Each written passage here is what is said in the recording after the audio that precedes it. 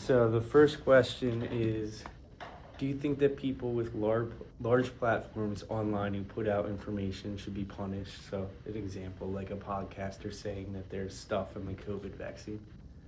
Uh,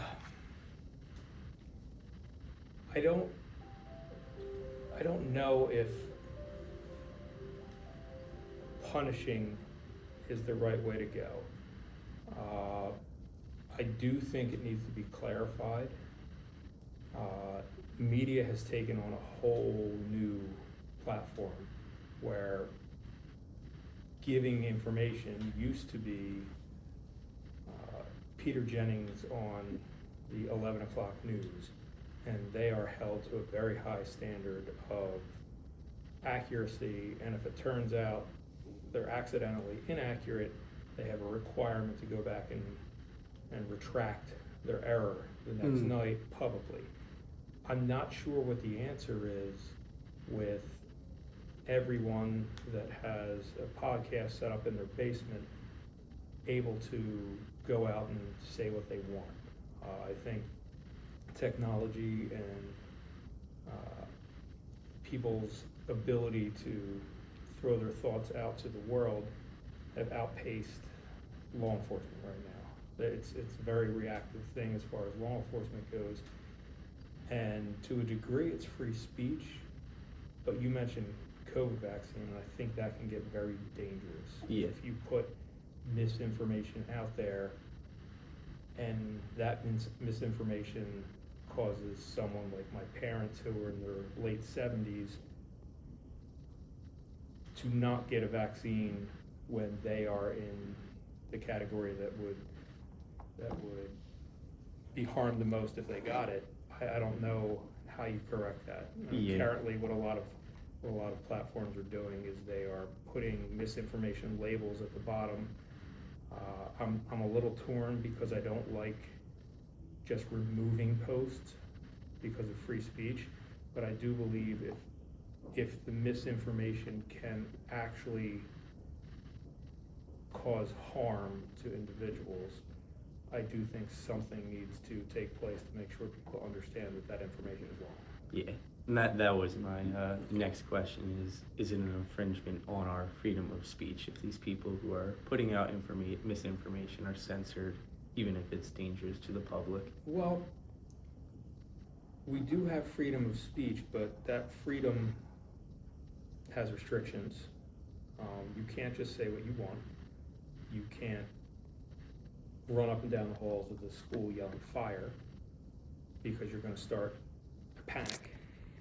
This is good. Yeah. We're going to start a panic. People can get hurt. You're going to disrupt the school day.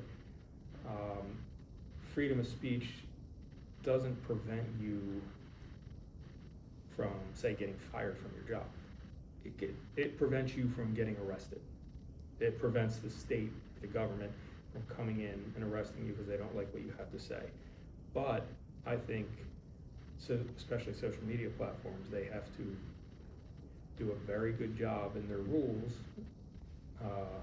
and all the terms of the rules and terms that apply when you sign up to hold people accountable to a degree, to at least try to be accurate.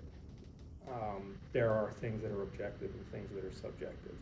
If I said, I personally know 100 people that died from the COVID vaccine, that is objectively false. That's a lie. If I say that I believe the COVID vaccine is potentially bad for you, that's a little bit subjective. It might be misinformed, but it's somewhat objective. It's somewhat subjective. I think if you lie about things that are objective, Yeah. then there should be something that is that's done. Whether the post is removed, you're warned, there's a label put at the bottom, but something needs to happen because it winds up hurting people. Yeah. Next question is, so like the counter argument, one of them is like, if you just have like experts speaking on things, then you're gonna have people that might feel left out, like online, like they're not gonna be able to understand like some experts because they speak in very like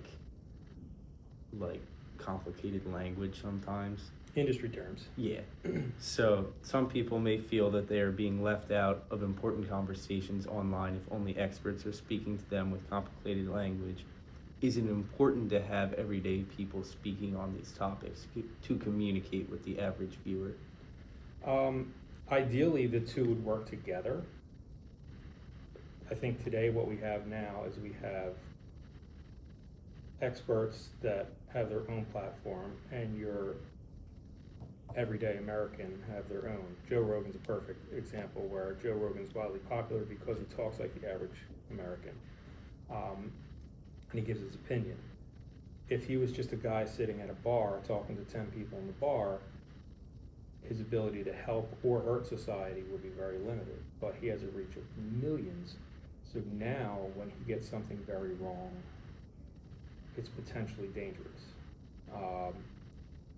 Actually, he did what I wish others would do, is they've tried to institute some form of live fact checking where people that work with his podcast on his show, when he says something, I do believe a lot of the things that come out of his mouth aren't scripted, so they're not ready in advance. But when he says something, you see people off to the side, they start typing it into a search engine and looking up to see if it's true. And they'll actually cut in a couple minutes later and say, hey Joe, a minute ago you said X, but it's really Y.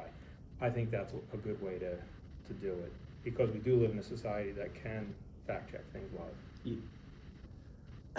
live. Next question is, do you believe the users need to be more alert when listening to people talk about things they may not be experts in, or is it the fault of the person putting out information, or is it both? It is both. I think there's one thing the United States should very much do is we need to do a better job of teaching our kids what is a real source and what is a fake source.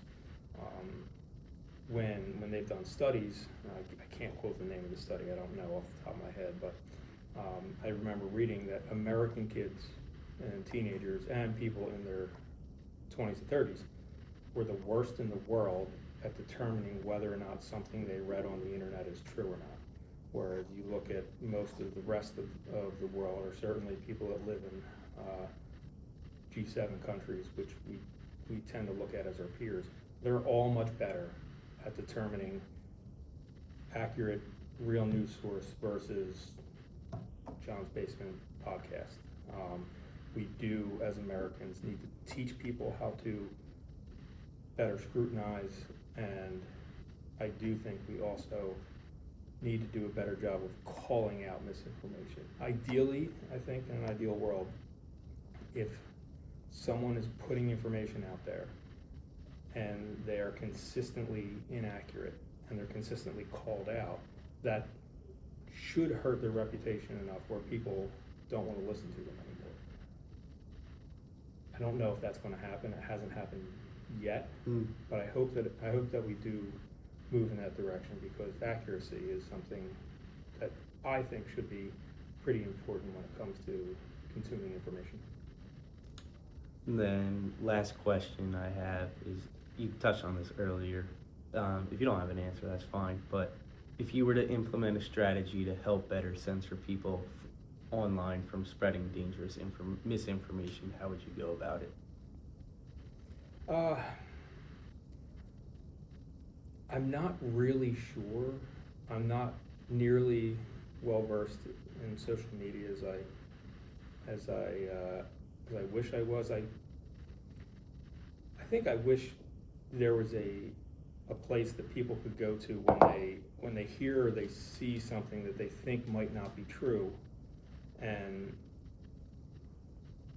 they could make a report that could be investigated and determined to be true or not, and then every single source out there has a rating for accuracy. Currently, we do that with our news networks, and some of the biggest podcasts, they're rated for accuracy.